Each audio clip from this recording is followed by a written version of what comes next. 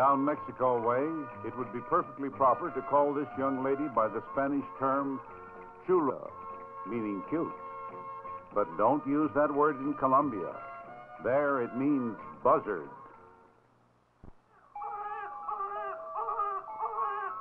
In Chile, you would call this quite properly guagua, a baby.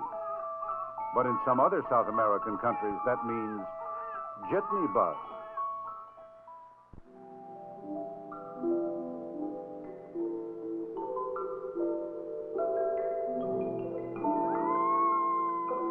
In Japan, you must never pat a child on the head. It may jar his soul, make him ill.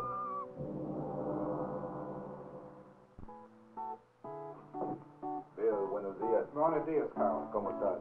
Bien. A Latin American business acquaintance will practically smother you with affection. But in Asia, better keep your distance and bow. Bow just so low, but no lower. But bow, bow, bow.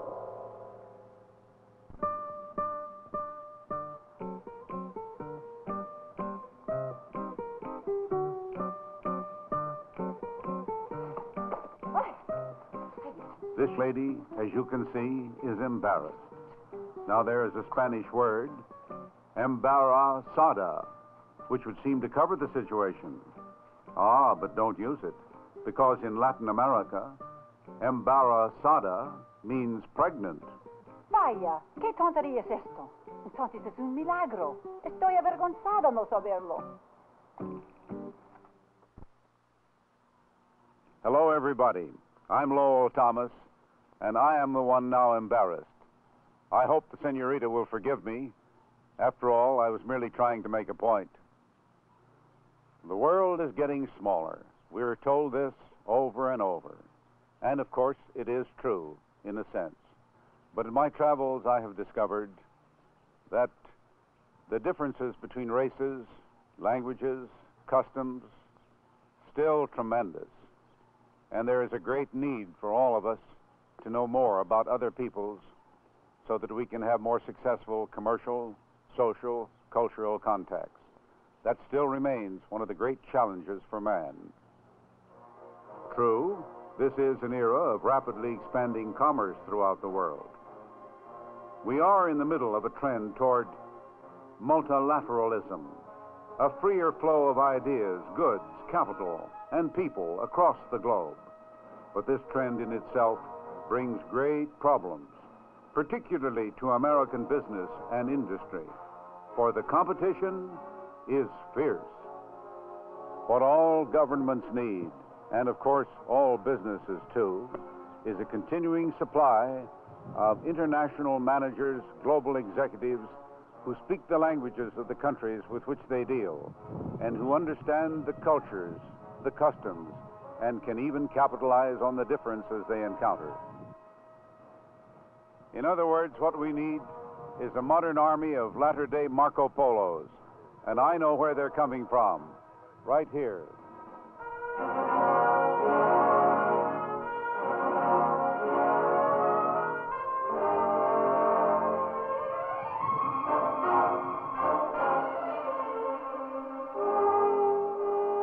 This once was an Air Force training center called Thunderbird No. 1, just outside Phoenix, Arizona.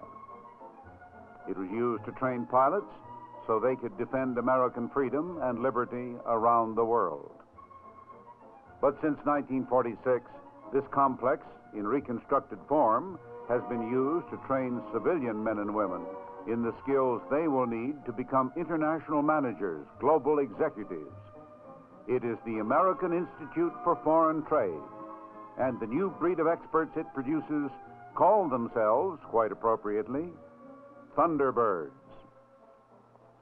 It is from this unique and remarkable institution that our Marco Polos are now coming. They already have baccalaureate degrees from other colleges and universities in this country or abroad. Already this unusual school has turned out thousands of global executives who have gone on to positions of responsibility and importance in 98 foreign countries. The size of the student body is limited primarily by the existing physical capacities of the school and the number of professors and instructors capable of teaching the difficult curriculum. Average age of these college and university graduates, 26, and they are admitted to the Institute on a most selective basis. You will constantly be confronted with the extension of credit to various concerns, and you The program will is need tough, tools demanding, to extremely intensive. whether or not to extend credit. If you can, Every student must take studies in 3 general departments: languages, a good area studies, possibility you will build and international commerce. that Of will these, have great the language courses are the most intensive. Et elle écrit sur un bout de papier. Mais son crayon écrit très mal. Voilà 10 minutes qu'elle est là-dedans. Elle a droit à 5 minutes. Appelez-la. Voyons, madame. Hour after hour, they are flooded, engulfed, overwhelmed by the language. Hour after hour, they imitate the sounds and practice their pronunciation. Les enfants sont en train de jouer. Les enfants sont en train de jouer. Ah, c'est toi, Charles. Assieds-toi, Charles. Assieds-toi, Charles. Je viens de voir Pascal. Je viens au Pascal.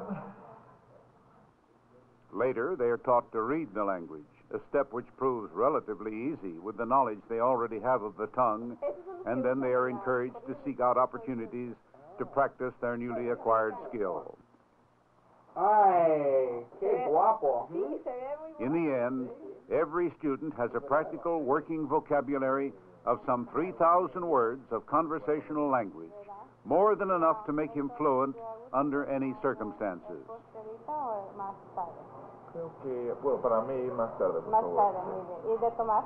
Bueno, estará bien. In effect, he has learned how to think in the language. Ha sido un placer, en realidad. Sí, para mí también. Mucho gusto. Sí, espero volver a saludarte.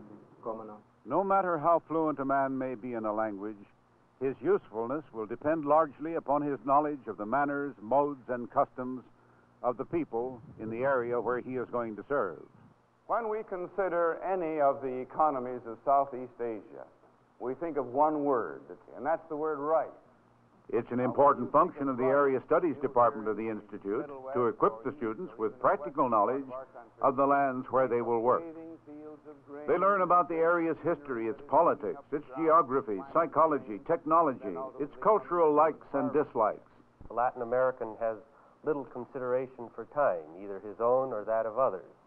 This can be seen not only in the lack of punctuality, but also in the famous do it tomorrow, the famous mañana or amañá attitude.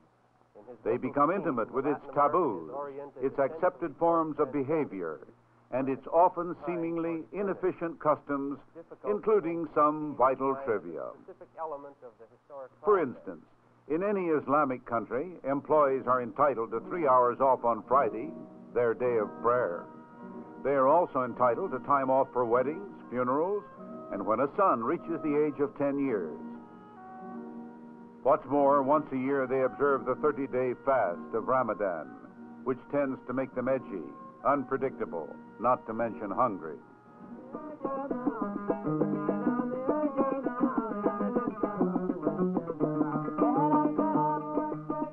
Many of the students at AIFT are married, and it is extremely desirable that the wives, too, be properly trained in the role that they must play.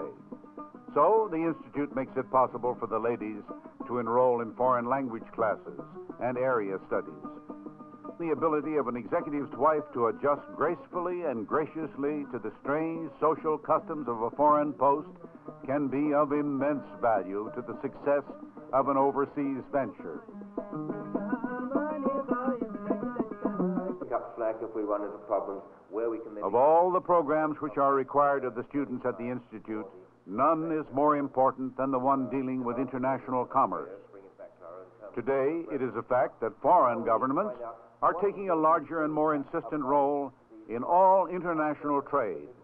So a keen awareness of the many complexities of operating a branch or plant overseas in tune with the governing heads, is more necessary than ever before.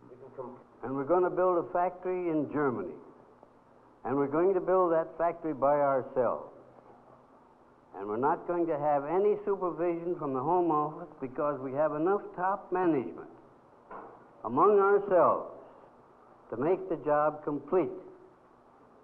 So we don't have to cable back and forth asking permission to do this and do that. All instruction in the International Commerce Program is practical, pragmatic, realistic. The students are challenged with actual case problems to which they must find practical, workable solutions. And the instructors are practical men. In fact, every professor and instructor here at AIFT is an expert in his or her field. All have had long and distinguished careers overseas, either in academic capacities or as active global executives. Not all students at AIFT come directly from colleges and universities. There is a select group of young executives already employed by business firms and scheduled for service abroad. These key men, as they are known, are sent by their firms to the Institute to learn as quickly as possible and as much as possible about their future work overseas. The courses they take are even more concentrated and demanding than the regular curriculum. Tendrás que empezar la carta poniendo. Tendrás que empezar la carta poniendo. Muy estimado señor Hill. Muy estimado señor Hill. Imagínate mi sorpresa. Imagínate, sorpresa. No es difícil leerlo. No es difícil leerlo. Yet, when they have completed the program, they have an excellent working knowledge of the foreign languages they will need, a broad general understanding of the countries where they will operate, and a crisp, practical foundation of international realities. The pessimism and the fears. There was even fear back in the midst of last year and coming all the way down to December and into January that the military, who sort of stand in the wings in Peru. Even though it does operate in the cramped confines of an installation that is only slightly better than the old Thunderbird pilot training complex, AIFT still manages to maintain a degree of excellence that makes it the most famous, the most honored institution of its kind in the world. Even now, foreign governments are sending groups of young people here to learn English and become international trade experts for their own countries. Specifically, I stayed after classes, to ask him a lot of questions about the camera, about the movement, tracking. One reason for the school's great success is the fact that it is guided by some of the most distinguished and able businessmen of America. Its board of directors includes the cream of leaders in commerce, industry, and government. Equally important is the fact that AIFT is closely allied with the American Management Association. Nowhere else in the United States is such an authoritative pipeline available. It is no wonder, then, that every year, business and industry recruits hundreds of AIFT-trained young people for positions of responsibility abroad, for it is literally the best source in all the world for highly skilled international executives. They are the real ambassadors of goodwill for the United States. They are the best envoys American business could find to sell the image of American life and American principles through viable international trade. What is being done here at the Institute today is of great importance to all of us. And what will be done by the graduates of the future will be of immense importance to our country in those exciting days ahead. Yes, the world is growing smaller and smaller, but the demands, they grow greater and greater with every passing hour. And while we think about that, I'll say, so long until some other time.